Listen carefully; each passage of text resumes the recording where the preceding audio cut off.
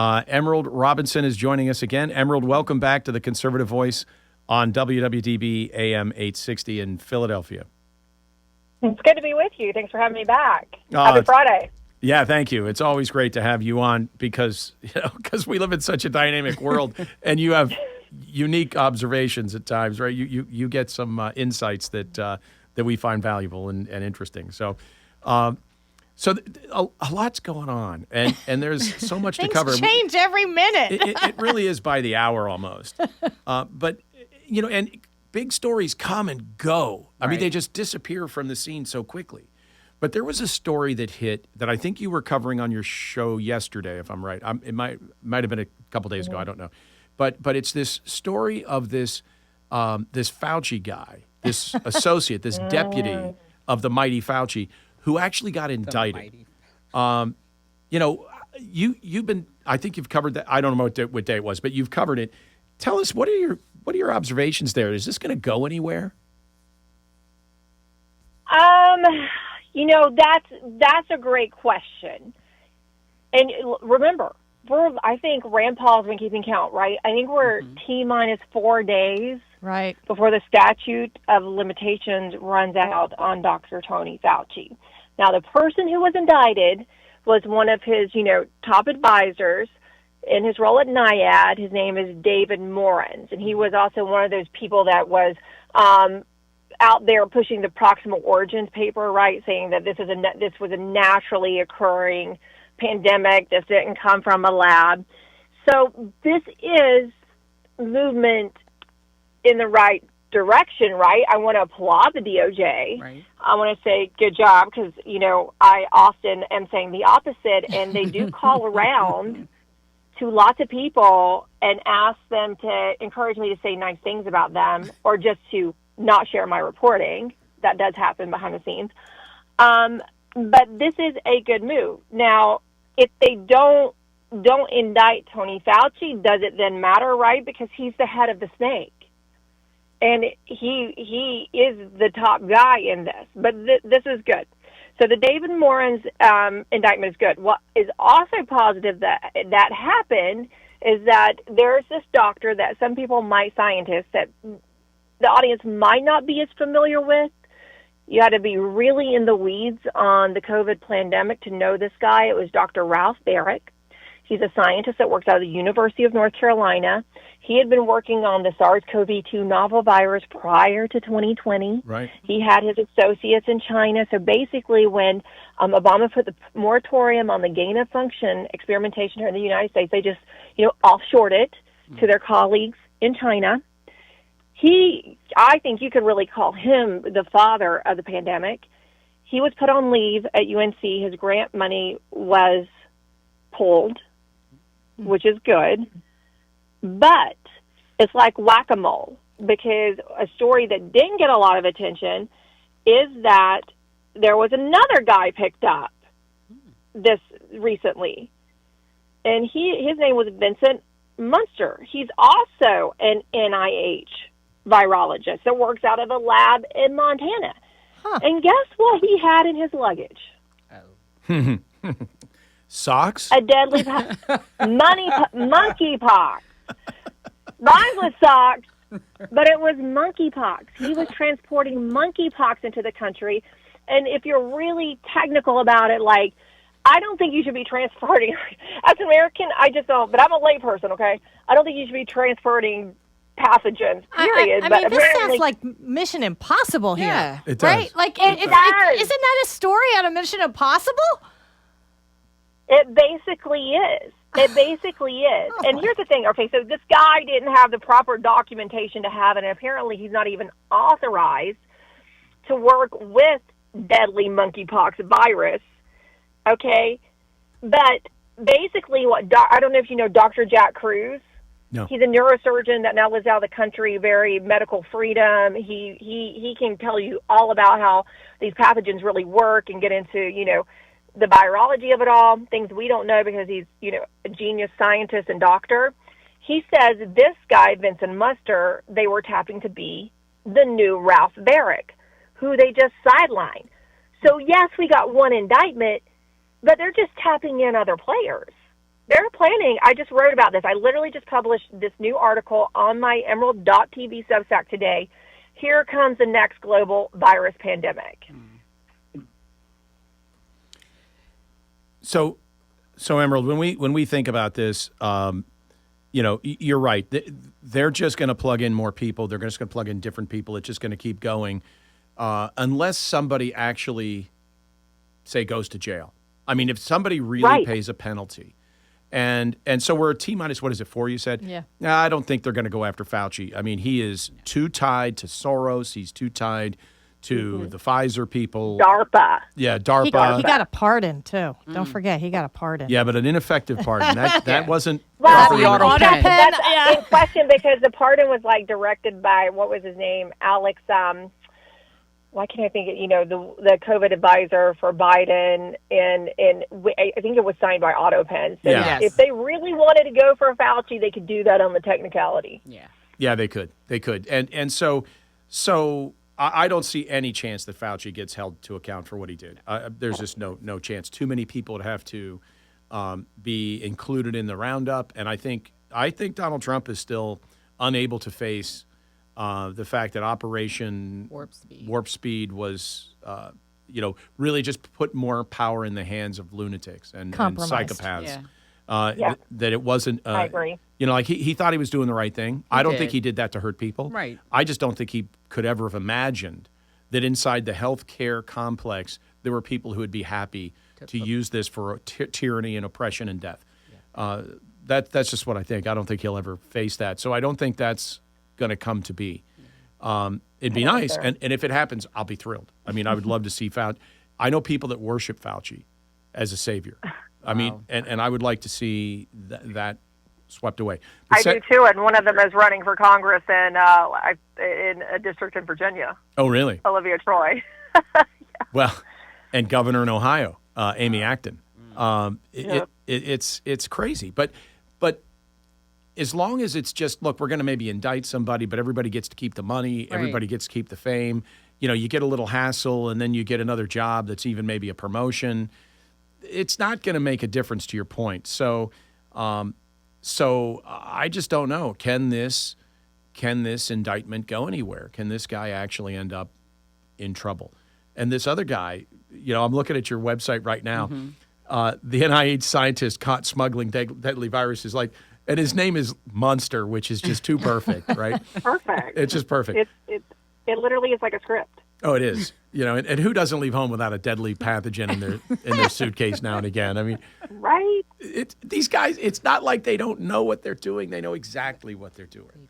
So now it's on to the hantavirus, right? That's our next big thing. Yeah. Mm-hmm.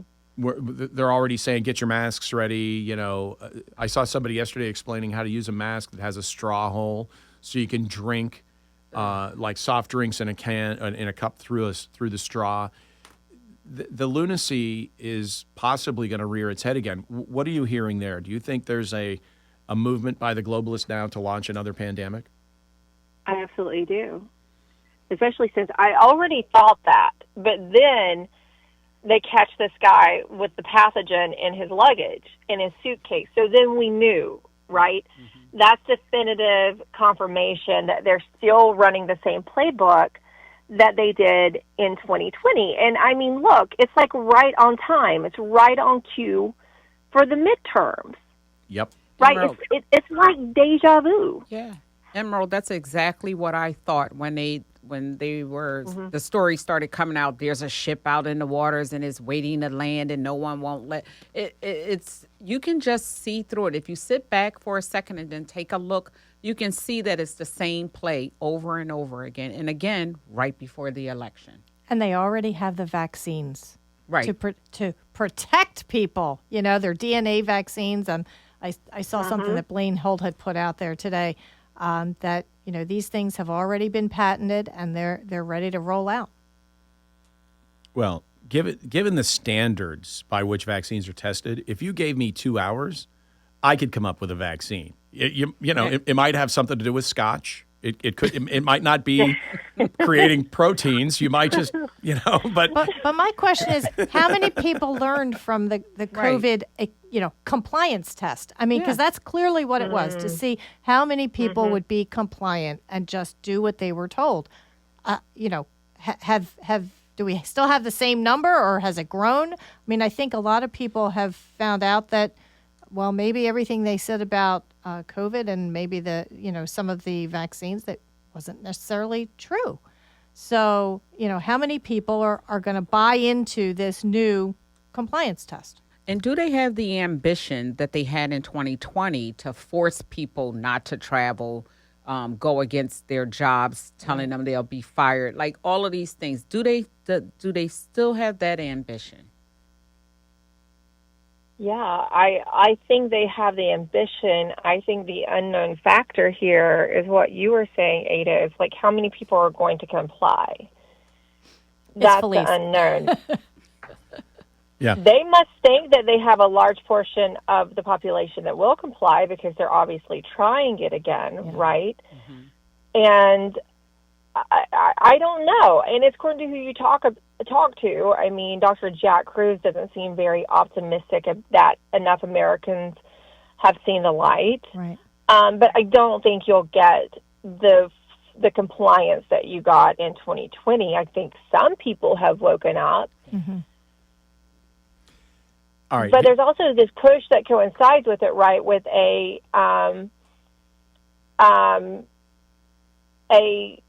increase in the surveillance state. So, and with the artificial intelligence, I mean, this push is going along in conjunction, and they've ramped that up. So you have to watch all of this in the full context. So they're going to try different things. And who knows? Maybe the aliens will just invade before the midterm. There you go. There was an alien announcement today. Yes. They were just released, right? President Trump said they released the UFO files. I mean, or at least some. I'm waiting for, some disc to hover overhead. And so there, you hit on something there that's obviously very important with the surveillance state, and we see that it's growing. We see Palantir out all the time talking about what they're doing and how great it is for us.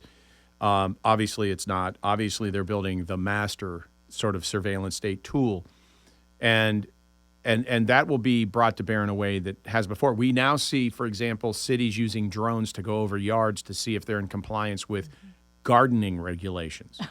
There's no limit to what townships and cities think they can regulate in your life, and they think now they have the purview, the authority to go over your yard and see if you are, planting too many tomatoes.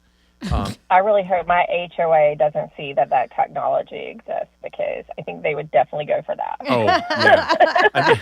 They had a real problem with my trampoline, which you can't even see. Wow. And these HOAs are a perfect example of what happens when petty people get a little bit of power. They don't have real power. They just make it up, and then it becomes tyranny in a flash. Yeah, just like the gas mowers. Like, they don't want you to, the gas blowers, the leaf blowers. Yeah. They're fighting against leaf blowers, gas. Like, it's ridiculous. It is utterly ridiculous. But in this battle, so you're right, there's an ability now to maybe use all this technology to further track and oppress people. Right. We know what they did last time. It was pretty oppressive. People were genuinely and appropriately afraid that the government, that these powers were going to come at them. We saw people beaten on beaches in Australia and California. We saw just incredible things. But where's the Maha movement? Where's Robert Kennedy in all this? I mean, these are specific things that he was brought in to go after. That's the question that people who worked on his campaign, who supported his presidential run, are asking. And it's funny you bring this up, because I did have a conversation with people who are and still, close to Kennedy, though they're being kept out by gatekeepers, right? But they still talk to him to a certain degree. And it appears that his HHS, to a certain degree, has actually been captured by this Palantir-aligned surveillance group. And they noted the money flows and how it works and how they have. And there have been a lot of people who have been ousted from HHS, or just people that were not allowed to come in, right, that were complete Maha believers and had totally supported Robert Kennedy and his agenda. But it seems like he is, to a large degree, being sidelined. There's a few good things happening. Like, I like the SSRI initiative that he has. And that is a huge problem, right? And it's great to say Medicare is going to reimburse the doctors for getting them off. Because, we know how much the money factors in here when it comes to big pharma. Sure. But that's not our biggest problem. It's a major problem. But the biggest problem is, the plan they have to continue to control our bodies and surveil us. And that will come a lot through HHS. I was talking to somebody and, they said, well, DARPA runs HHS essentially, because I said, well, who's really behind this? If RFK is not really in control, is it Big Pharma? And they said, no, it's DARPA. And remember, it was DARPA and Fauci's NIAID that were very aligned are working together essentially to create the pandemic and then to provide the solution to the pandemic, which was the mRNA vaccines. There are fights still. I think some of the lawsuits are still going on between, DARPA, the U.S. government, Moderna, and Pfizer over who actually owns the technology, the mRNA technology. Well, DARPA was invested in the company that Bill Gates invested in, BioNTech, that right. And Gates invested in it in like September of 2019 with the perfection of investment that can only be, from a genius, right, or somebody that has knowledge of exactly what's about to happen. And he put a lot of money in, $50 million or something. But DARPA was a big driver of that. They took that technology, and Pfizer used that in developing their COVID injections, which had such disastrous outcomes. So that if they're fighting over who owns the technology, it makes sense. They all were collaborating together to try to get this to market, and it made them billions of dollars. But what's DARPA's angle? Where does DARPA have an interest in? Mass control. Ah. And, it is getting to that, the singularity, the integration of humanity with the Internet of Things. Being able to hack the human body.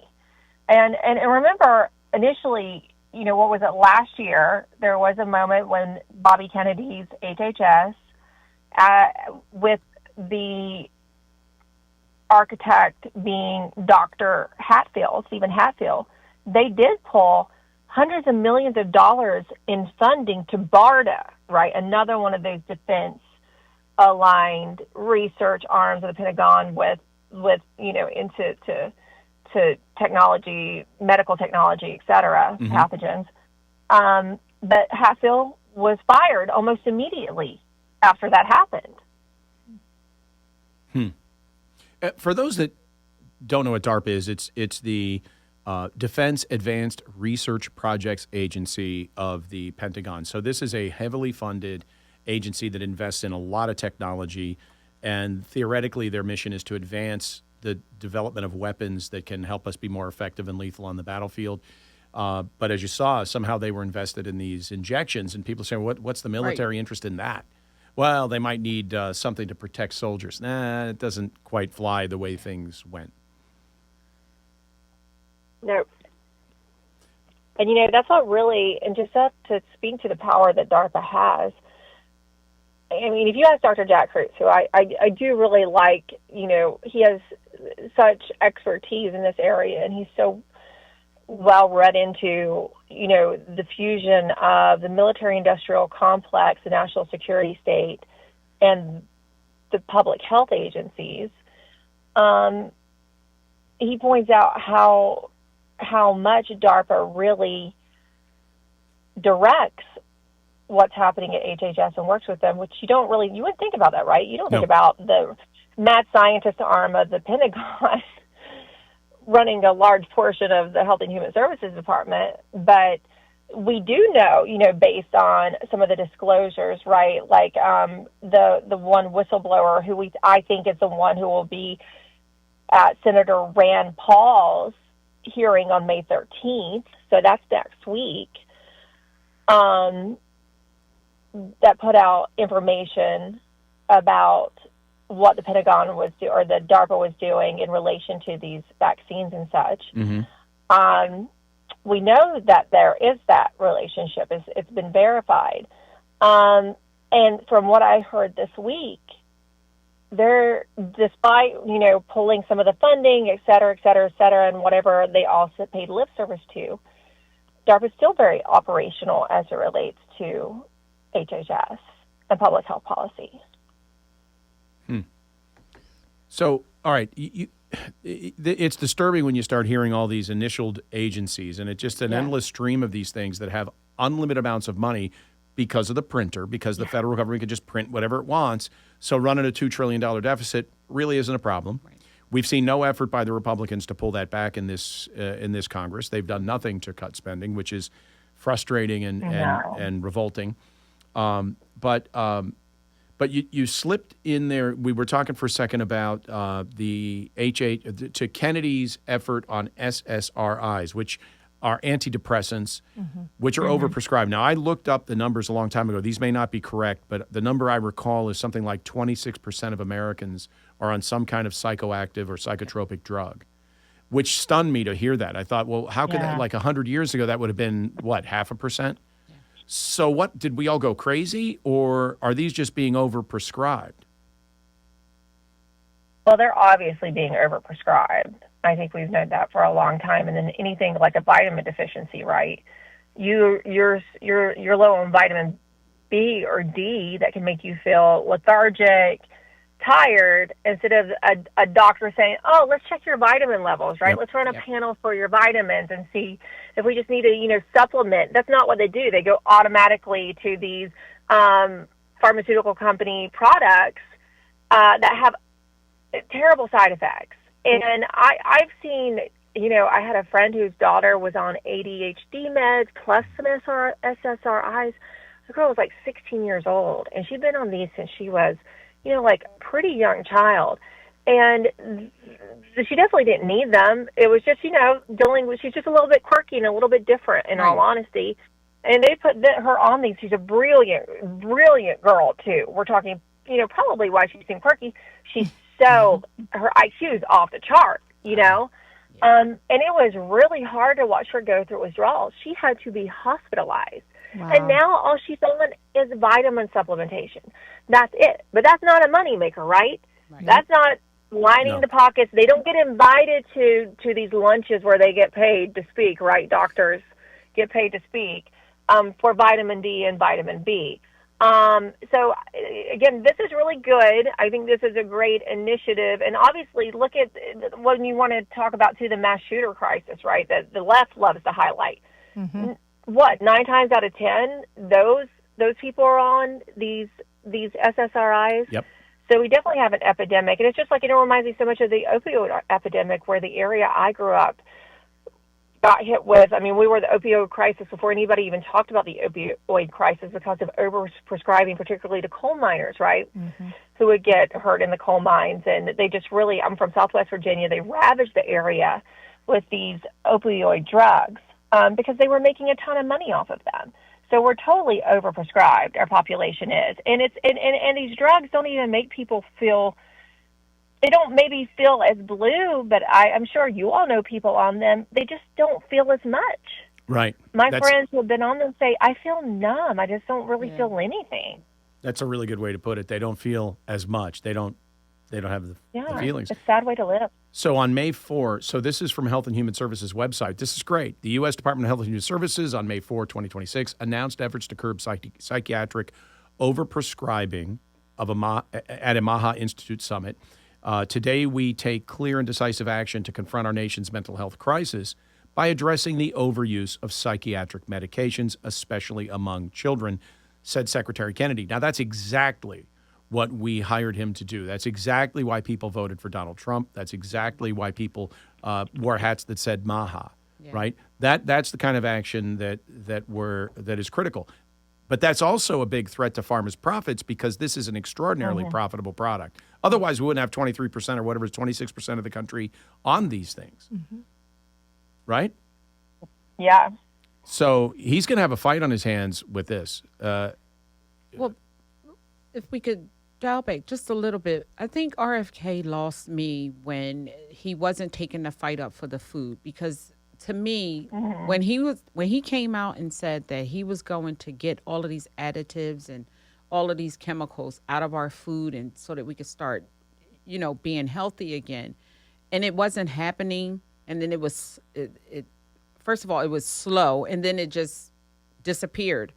That's where he lost me, and I don't hear anything about that now. And so while I'm happy and excited about him taking up this effort to get people off of these drugs, we need to get him back to that place too. We need him to start fighting a little bit more about our food, because our food consumption is being poisoned as well.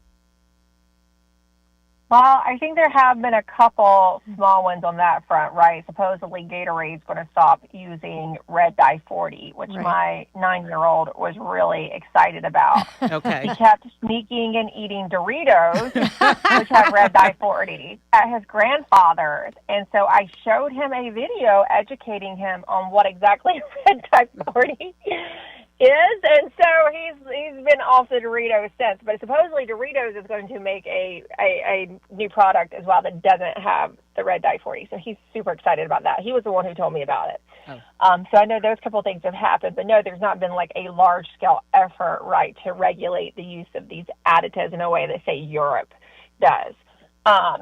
So there's not been a move to really. What I hear, too, about the food particularly is I talk to a lot of farmers. Okay. Many that were in the MAHA movement and advised Kennedy across the nation, but then, all of my local farmers, too. I live, in the middle of farmland in central Virginia. Mm-hmm.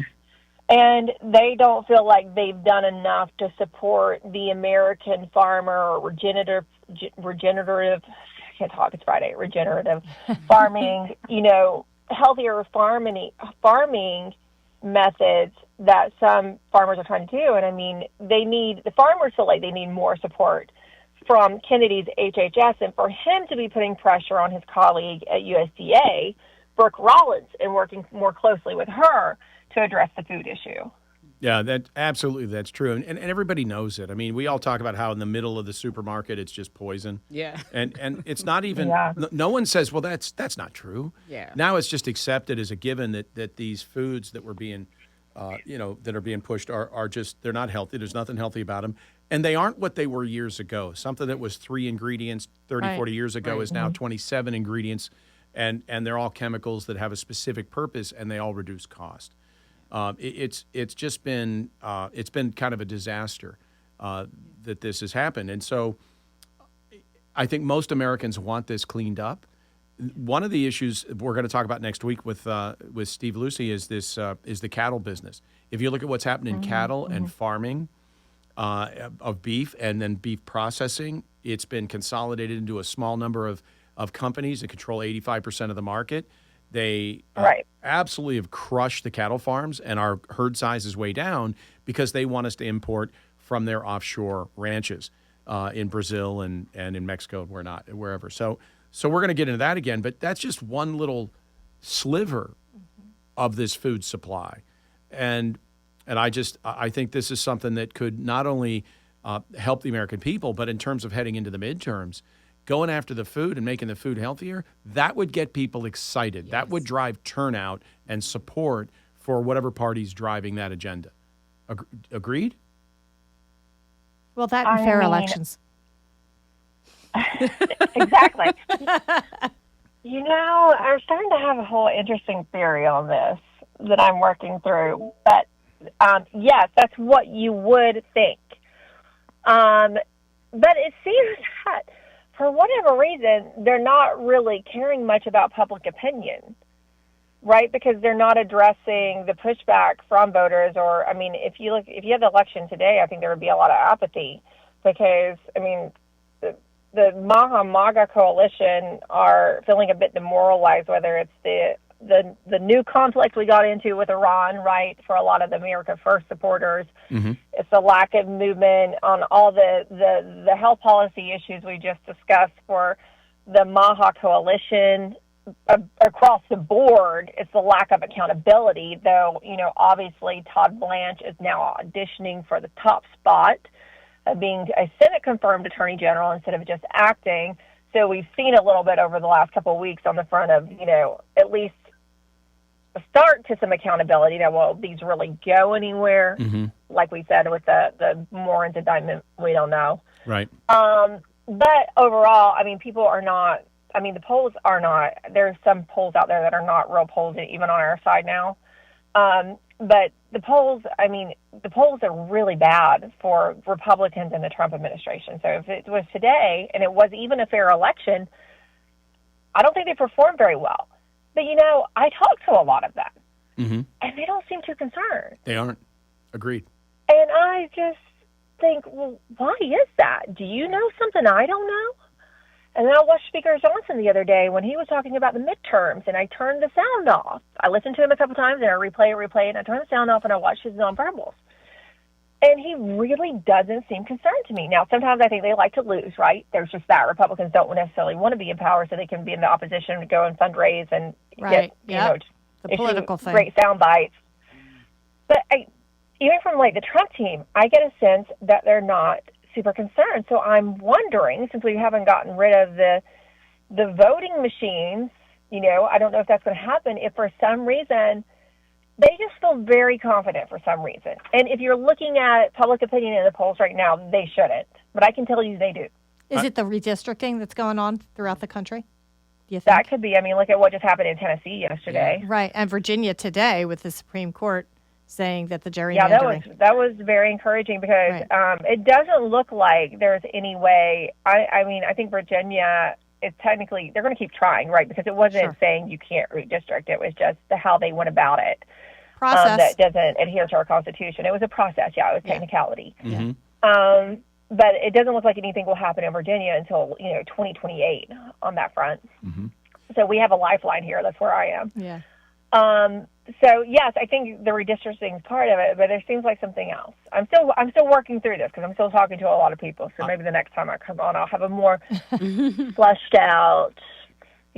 But I think you're right. I think you're onto something here because they don't seem concerned. So either they're trying to lose, they are anxious to not be in power, so they can't be held accountable for anything, or they believe process is going to fix it. That somehow election security is going to happen, and they're going to have this redistricting is going to be effective, and that's going to help them somehow. But one poll that we just talked about at the beginning of the hour is this county in Ohio that was a long-term Democrat county has flipped to Republican. Bernie Moreno won it. J.D. Vance won it. Donald Trump did very, very well there in 16, 20, and 24. And when you look at them today versus 2022, overall turnout was higher numerically because they actually took 10,000 voters out of their database. They cleaned up their voter rolls, both in the state and in this county. So that helped, brought down the overall voter numbers. So turnout sort of arithmetically climbed. But the turnout in terms of votes cast for Democrats was up 24% from 22 to 26. And it was down 14% for Republicans from 22 to 26. So a significant shift. And now if you look at the actual votes cast this time, there were, call it 2,000 more votes cast by Democrats than Republicans. Well, that's a problem. And it goes to apathy, right? Mm-hmm. They're not going to fix that with process. Right. Nothing's going to change in this county. And so we have to wonder, what are they doing? And do they understand what's going on? And I don't know that they are tuned in. The fake polling you mentioned is so ubiquitous now. I don't know what polling Trump is getting, for example, that's giving him a real picture of what the American people think. Yeah. I think they're living. I don't think he is getting it. No. I think that's the problem, and that has. You've had quite a few people out there saying that his advisors are giving him the rosy picture, the polls that make him feel good. And I can't remember who reported this a couple of weeks ago, but it was a left-leaning outlet, because what I've seen Susie Wiles doing lately is leaking to, her favorites at The Atlantic or Politico, saying she's covering herself, right? And one of the stories was that she had told other Trump staffers to not just tell him what he wants to hear and not just show him the polls that make him feel good. But they have been doing that. Oh, they have. Yeah. I mean, look, the reason he took the pressure off of the mass deportations, which all Americans, or the vast majority of Americans supported, was because he got polling that said we didn't support it. Yeah. And it's just wrong. It's not true. No. But that's not true. But there were very interested parties who make a lot of money, invested a lot of money in him, and they went to him and said, listen, not only are you going to drive up my labor cost, but you're going to make the voters angry. He takes the action then that actually makes the voters angry. It's de-emphasized. It doesn't mean they're not doing anything, but this has to be a mass movement. This has to be a high, priority number one kind of thing. I'll give you just an anecdote, like something that happened recently that I'm not going to tell what the subject matter was, but just in the last week, I talked to, a couple sources of mine, and someone had managed to get into the Oval to meet with the president to give him some information. And Trump blew up. And it's things that I feel like you and I would know. Yep. Okay. Right? And we would know, but the president of the United States did not know. Did not. Yep. And he was upset. He called him Bondi. He called him Cash Patel. And he's like livid. But it took outside people coming in, finding a way in there to tell him this information. So that's the kind of bubble he's in. And I used to talk about this a lot in the first Trump term. I said, do you understand he only talks about like 12 people a day? And if it's not on Fox News, how is he going to know? That's right. So we're down to about, I don't know, we've only got like 30 seconds left, Emerald. Where can our folks find you and track some of this? You're tracking a lot of different topics. Well, looks like we hit the hard stop. Emerald.tv. Emerald.tv. All right. And Substack, we watch on Lindell TV. Emerald Robinson, thank you for joining the Conservative Voice on WWDB AM 860 Philadelphia. We'll see you next week.